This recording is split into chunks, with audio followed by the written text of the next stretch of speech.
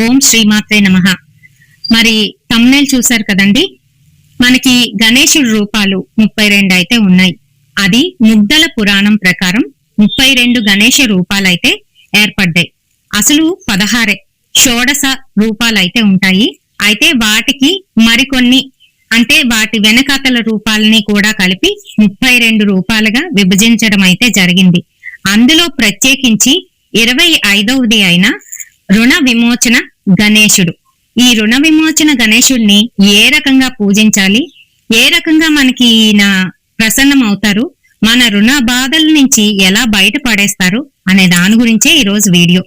మరింకెందుకు ఆలస్యం, వీడియోని పూర్తిగానైతే చూడండి. అలాగే ఇంకేమైనా డౌట్స్ ఉన్నట్లయితే ఖచ్చితంగా నాకు కామెంట్ సెక్షన్ లోనైతే అడగండి.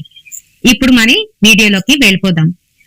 గణేశుడి రూపాల్లోని ప్రత్యేకించి 25వది అయిన ఈ రుణ విమోచన గణేశ మంత్రాన్ని మనం ప్రతిరోజు కూడా ప్రతి నిత్యము చదువుకుంటే ఇంకా మంచిది.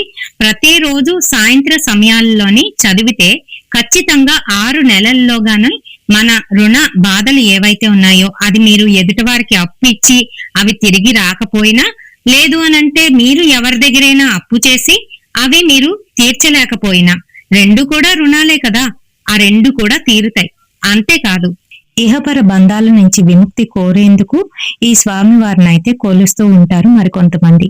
మరి ఈ స్వామివారి గురించి తెలుసుకోబోయే ముందు మన హిందువుల పురాణాల ప్రకారము గణపతికి 32 విభిన్న రూపాలైతే ఉన్నాయి. ఇవి భక్తుల వివిధ కోరికలను తీర్చడానికి, జ్ఞాన శక్తి మరియు ఐశ్వర్యాన్ని ప్రసాదించడానికి సృష్టించబడినట్టుగానైతే చెప్తూ ఉంటారు. మరి ఈ 32 రూపాల్లోని కూడాను స్వామివారు ఏ విధంగా కనిపిస్తారు అనేది తెలుసుకుందామా. మొదటిది బాల గణపతి.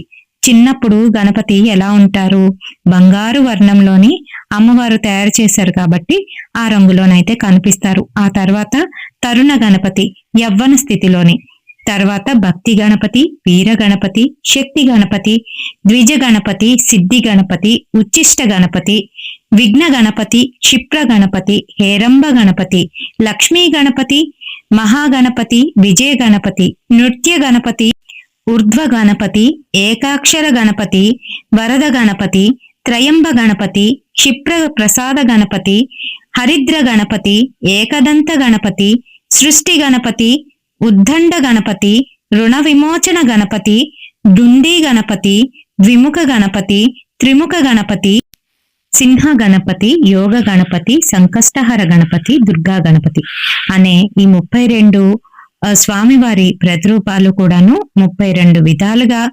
మానవాళికి సుఖ సౌఖ్యాల్ని, సిరి సంపదలను, ఎటువంటి ఆపదల నుంచైనా బయటపడేందుకు స్వామివారు మన కోసము ఇచ్చిన ఈ గణపతి రూపాలు. ఈ రూపాలకి ప్రతి ఒక్క రూపానికి కూడా మళ్ళీ దానికంటూ ప్రత్యేకమైన వాహనము, ఇంకా స్వామివారు వేరొక విధంగా ఉండడము అనేది జరుగుతుంది. అయితే ప్రత్యేకించి ఈ 25వది అయిన రుణ విమోచన గణేశ స్తోత్రం ప్రతి నిత్యం కూడాను మనము సాయంత్ర సమయాల్లో చదువుకుంటే మనకి ఆ రుణ విమోచనం అనేది జరుగుతుంది. చాలా మంది తెల్లవారి పూట కూడా చదువుకోవచ్చు అని చెప్తారు, కానీ తెల్లవారి కంటే సాయంత్రం చదువుకుంటే దీని ఎఫెక్ట్ ఎక్కువగా ఉంటుందన్నమాట. అసలు ప్రతి నిత్యము కూడా 3 పూట్ల చదువుకుంటే ఇంకా త్వరగానైతే జరుగుతుంది. 6 నెలల్లోగా ఖచ్చితంగా ఎటువంటి అప్పులు బాధలు ఉన్నా కూడాను అవన్నీ కూడాను తీరిపోతాయి. బాధల నుండి విముక్తిని ప్రసాదించే అత్యంత మహిమాన్వితమైన స్తోత్రము ఇది. ఈ స్తోత్రాన్ని సంపూర్ణంగా విశ్వాసంతోని సంకల్పం చేసి పఠించినట్లయితే రుణ బాధలే కాకుండా పితృరుణము, దేవ రుణము వంటి మానసిక మరియు ఆధ్యాత్మిక భారాల నుండి కూడాను మనం ఉపశమనం అనేది పొందుతామన్నమాట. మరి ఈ శ్లోకం ఎలా ఉంటుందో ఇప్పుడు చూద్దామా. స్మరామి దేవదేవేశాం వక్రతుండాం మహాబలాం షడాక్షరం కృపా సింధుం నమామి రుణ విముక్తయే. అంటే అర్థం ఏంటి అనంటే, దేవదేవుడైన వక్రతుండ మహాగణపతిని, మహాబలశాలిని, కృపా సముద్రుడిని, షడాక్షర మంత్ర స్వరూపుణ్ణి స్మరిస్తున్నాను, నన్ను రుణ విముక్తిని చేయి స్వామి అని అర్థం వస్తుంది. ఏకాక్షరం ఏకదంతం ఏకం బ్రహ్మం సనాతనం ఏకమే వాద్వితీయంచ నమామి రుణ విముక్తయే అంటే అర్థం ఏంటి అనంటే ఏకాక్షర స్వరూపుడైన ఏకదంతుడు సనాతనమైన పరబ్రహ్మ స్వరూపుడని, అద్వితీయుడని అర్థం వస్తుంది. నా రుణ విముక్తికయ్యి నిన్ను స్మరిస్తున్నాను స్వామి అని అర్థం వస్తుంది.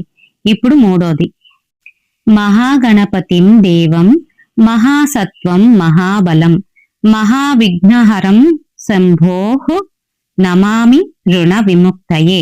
దీనికి అర్థం ఏంటొస్తుంది అనంటే గొప్ప శక్తి, గొప్ప బలము కలిగిన మహాగణపతికి, శివుని పుత్రుడైన సకల మహావిఘ్నాలను తొలగించే ఆ దేవునికి నా రుణ విముక్తికై నమస్కరిస్తున్నాను అని అర్థం వస్తుంది. ఆ తర్వాత కృష్ణాంబరం కృష్ణవర్ణాం కృష్ణగంధానులేపనాం కృష్ణ సర్పోత్పవీతం చ నమామి రుణ విముక్తయే.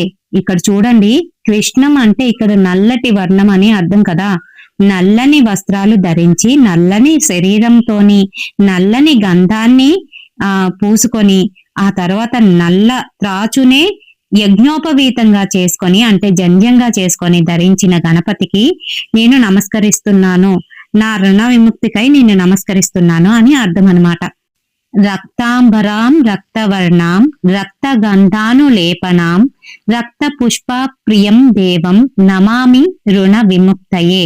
అంటే ఎర్రని వస్త్రాలను ధరించి ఎర్రని శరీర ఛాయతో ఎర్రని గంధాన్ని పూసుకొని ఎర్రటి పుష్పాలను ఇష్టపడే గణపతికి నేను నమస్కరిస్తున్నాను నా రుణ విముక్తికై అని అర్థం అన్నమాట. పీతాంబరాం పీతవర్ణాం పీతగంధానులేపనాం పీత పుష్ప ప్రియం దేవం నమామి రుణ విముక్తయే. పసుపు రంగు వస్త్రాలను ధరించి పసుపు ఛాయతోని బాగా మెరిసిపోతూ పసుపు గంధాన్ని పూసుకొని పసుపు పచ్చని పూలను ఇష్టపడే గణపతికి నా నమస్కారములు, నన్ను రుణ విముక్తిని చెయ్యి స్వామి అని అర్థం వస్తుందన్నమాట. ఆ తర్వాత ధూమ్రాంబరాం ధూమ్రవర్ణాం ధూమ్రగంధానులేపనాం హోమ ధూమ ప్రియం దేవం నమామి రుణ విముక్తయే. అంటే పొగ రూపం. ఇక్కడ ధూమ్రం అంటే పొగ వర్ణం ఏ రకంగా ఉంటుంది, యాష్ కలరు అదనమాట. పొగ రంగులో ఉన్న వస్త్రాలను ధరించి అదే వర్ణంలో ఉన్న శరీరంతోని అదే గంధాన్ని లేపనంగా చేసుకొని యజ్ఞ ధూపమును అంటే హోమ ధూపాన్ని ఇష్టపడే గణపతికి నా రుణ విముక్తికై నమస్కరిస్తున్నాను అని అర్థం. మరి ఆకృతి ఫాలనేత్రాం ఫాలచంద్రాం పాసమంకుశధరాం విభుం చామరాలాంకృతాం దేవం నమామి రుణ విముక్తయే. అంటే నుదిటి పైన మూడవ కన్ను కలిగి శిరస్సుపై చంద్రుణ్ణి ధరించి పాసము మరియు అంకుశమును చేతను బూని ఆ తర్వాత చామ్రములతోని అలంకరించబడిన విభుడైన గణపతికి నా రుణ విముక్తికై నమస్కరిస్తున్నాను అని మనం ఎప్పుడైతే కోరుకుంటామో ఖచ్చితంగా మన రుణ విముక్తి అనేది జరుగుతుంది.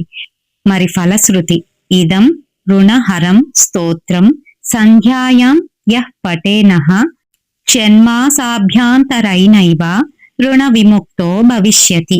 అంటే రుణాలను హరించే ఈ స్తోత్రాన్ని ఎవరైతే సంధ్యా సమయంలో, ఇక్కడ కూడా మనకి ఉదయము సాయంత్రము అని చెప్తారు గాని సాయంత్ర సమయాల్లో చదివినట్లయితే నిత్యం పఠిస్తున్నారో వారికి 6 నెలల్లోపే ఖచ్చితంగా రుణ విముక్తి అనేది కలుగుతుందని చెప్తున్నారు.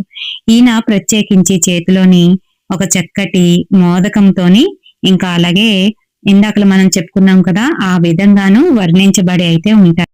రుణ విముక్తి గణేశుడిని ఏ రకంగా ఆరాధిస్తే మనకి తొందరగా సత్ఫలితం అనేది అందుకోగలుగుతామంటే కేవలం మనం ధ్యానం చేయడమే, పఠించడమే. అంతేకాకుండా పసుపు పూలతోని ఎర్రటి పూలతోని ఇదిగో ఇందాకలు చెప్పుకున్నాం కదా స్తోత్రంలోని ఆ రకంగా మనం పూజ చేస్తే చాలు. మరి వీడియోలోని నేను ఇన్ఫర్మేషన్ పూర్తిగా ఇచ్చానని అనుకుంటున్నాను. ఇంకా ఏదైనా మిస్ అయినట్లయితే, మీకు ఇంకేమైనా డౌట్స్ ఉన్నట్లయితే తప్పకుండా నాకు కామెంట్ సెక్షన్ లోనైతే కామెంట్ చెయ్యండి. మరి రేపటి ఇంకొక వీడియోతోని మళ్ళీ మీ ముందుకైతే వచ్చేస్తాను. అంతవరకు స్వస్తి.